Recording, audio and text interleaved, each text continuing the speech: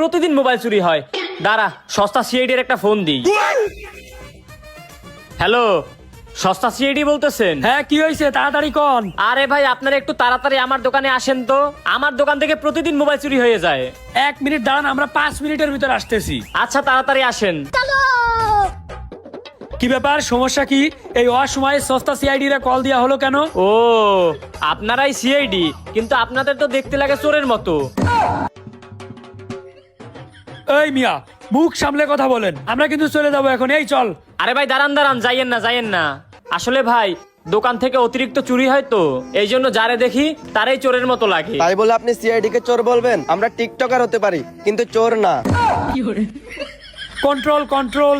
আচ্ছা ভাই, আপনার দোকান থেকে কি চুরি হচ্ছে এইটা আগে বলেন। ভাই, আমি এই মোবাইলের দোকানটা নতুন দিছি।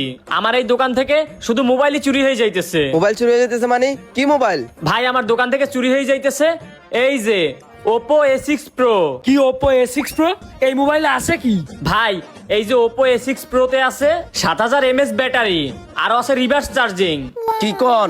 7000 mAh ব্যাটারি আর রিভার্স চার্জিং, ওইটা আবার কি? এই যে দেখেন ভাই, এটা দিয়ে নিজের মোবাইল সহ অন্য মোবাইলও চার্জ দেয়া যায়। কি কোন?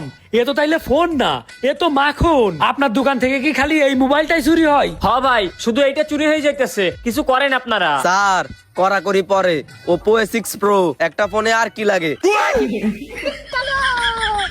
ভিডিওটা ভালো লাগলে লাইক, কমেন্ট এবং শেয়ার করে দিন।